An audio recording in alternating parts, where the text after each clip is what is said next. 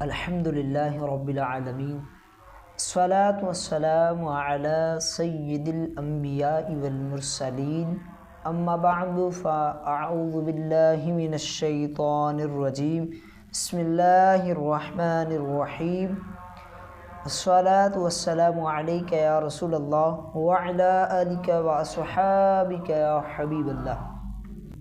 آج ہم ایک خوبصورت واقعہ سنیں گے ایک پتھر کے بارے میں جو دوڑنے والا پتھر تھا۔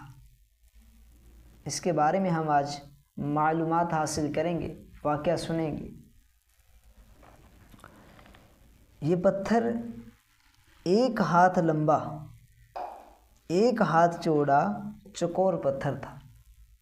یہ حضرت موسیٰ علیہ السلام کے جھولے میں رہتا تھا۔ یہ ایسا پتھر تھا۔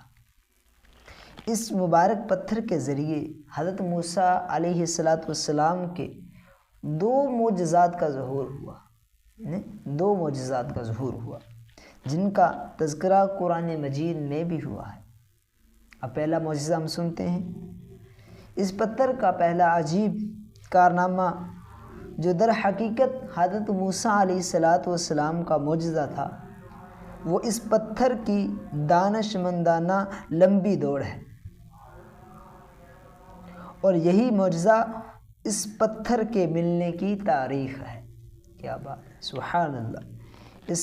اس کا مفصل واقعہ یہ ہے کہ بنی اسرائیل کا یہ عام دستور تھا کہ وہ بالکل ننگے بدن ہو کر مجمع عام میں، یعنی عام مجمع میں غسل کیا کرتے تھے۔ اللہ اکبر۔ مگر حضرت موسیٰ علیہ السلام اس قوم کے ایک فرد تھے اور اسی ماحول میں پلے بڑے ہوئے، لیکن اللہ عز و جل نے ان کو نبوت اور رسالت کی عظمتوں سے سرفراز فرمایا تھا۔ اس لیے آپ کی عصمت نبوت بلا اس حیا سوز اور بے غیرتی کو کب گوارا کر سکتی تھی؟ اللہ اکبر۔ آپ بنی اسرائیل کی اس بے حیائی انتہائی بیزار تھے۔ اس لیے آپ ہمیشہ یا تو تنہائی میں یا تہبند پہن کر غسل فرمایا کرتے تھے۔ اللہ اکبر۔ بنی اسرائیل نے جب یہ دیکھا کہ آپ کبھی بھی ننگے نہیں ہوئے، ننگے ہو کر آپ نے غسل نہیں کیا، تو ظالموں نے آپ پر بہتان لگا دیے۔ اللہ اکبر۔ کہ آپ کے بدن کے اندرونی حصے میں یا تو برس یعنی سفید داغ یا کوئی ایسا عیب ہے، عیب ضرور ہے کہ جس کو چھپانے کے لیے یہ کبھی برہنہ نہیں ہوئے تھے، برہنہ نہیں ہوتے۔ اللہ اکبر۔ اور ظالموں نے اس تہمت کا اس قدر اعلان اور چرچا کیا کہ ہر کوچے اور بازار میں اس کا پروپیگنڈا پھیل گیا۔ اللہ اکبر۔ اس مکروہ تہمت کا حضرت موسیٰ علیہ السلام کو بڑا صدمہ اور رنج پہنچا، بڑا غم ہوا،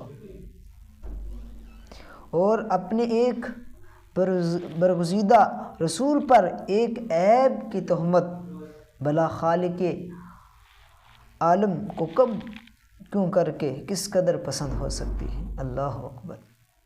ارحم الراحمین نے آپ کی براعت اور بے عیبی ظاہر کر دینے کا ایک ایسا ذریعہ پیدا فرمایا، تم میں زردن میں بنی اسرائیل کے پروپیگنڈوں اور ان کے شکوک و شبہات کے بادل چھٹ گئے، اور برات اور بے عیبی کا سورج آفتاب سے زیادہ روشن و آشکار ہو گیا۔ اللہ اکبر۔ اور وہ یوں ہوا کہ ایک دن آپ پہاڑوں کے دامنوں میں چھپے ہوئے ایک چشمے پر غسل فرما رہے تھے۔ یہ دیکھ کر یہاں دور دور تک کسی انسان کا نام و نشان نہیں تھا۔ آپ اپنے تمام کپڑوں کو ایک پتھر پر رکھ کر اور بالکل برہنہ بدن ہو کر غسل فرمانے لگے۔ غسل کے بعد آپ لباس پہننے کے لیے پتھر کے پاس پہنچے تو دیکھا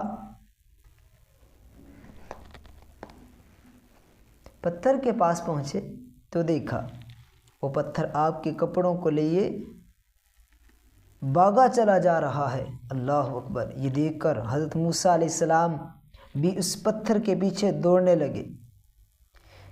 فرماتے ہیں اے پتھر میرا کپڑا، اے پتھر میرا کپڑا، مگر یہ پتھر برابر بھاگتا جا رہا ہے، یہاں تک کہ شہر کی بڑی بڑی سڑکوں سے گزرتا ہوا گلی کوچوں میں پہنچ گیا، اور آپ بھی برہنہ بدن ہونے کی حالت میں پتھر کو دوڑاتے چلے گئے۔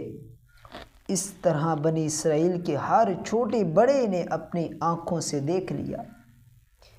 سر سے پاؤں تک آپ کے مقدس بدن میں کہیں بھی کوئی عیب نہیں ہے، بلکہ آپ کے جسم اقدس کا ہر حصہ حسن و جمال میں اس قدر کمال کو پہنچا ہوا ہے کہ عام انسانوں میں اس کی مثال تقریباً محال ہے۔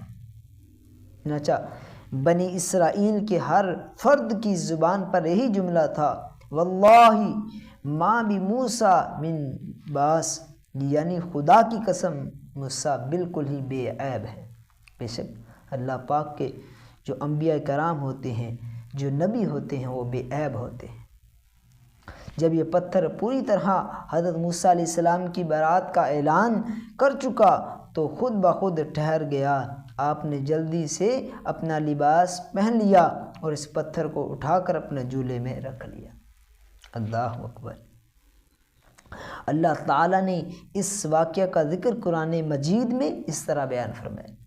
کیا ارشاد فرماتا ہے رب کائنات؟ بسم اللہ الرحمن الرحیم، یا ایہا الذین آمنوا لا تکونوا کالذین آذوا موسیٰ فبرأہ اللہ مما قالوا وکان عند اللہ وجیہا۔ ترجمہ کنز الایمان، اے ایمان والو، ان جیسے نہ ہونا جنہوں نے موسیٰ علیہ السلام کو ستایا تو اللہ نے اسے بری فرما دیا اس بات سے جو انہوں نے کہی، اور موسیٰ اللہ کے یہاں آبرو والے ہیں۔ اللہ اکبر! اللہ اکبر! یہ ہے موسیٰ علیہ السلام کا جو بھاگنے والا پتھر ہے، یہ پہلا معجزہ تھا۔ اب جو دوسرا معجزہ ہے اس پتھر کا، جو اس پتھر کے ساتھ ظہور ہوا معجزے کا، وہ انشاءاللہ عز و جل ہم آگے والی ویڈیو میں سننے کی سعادت حاصل کریں گے۔ اللہ پاک کی بارگاہ میں دعا ہے کہ ہمیں قرآن پاک کے خوبصورت واقعات کو پڑھ کر نصیحت حاصل کرنے اور قرآن پاک کے احکامات پر عمل کرنے کی توفیق عطا فرمائے۔ آمین بجاہ خاتم النبی الامین صلی اللہ تعالی علیہ وآلہ وسلم۔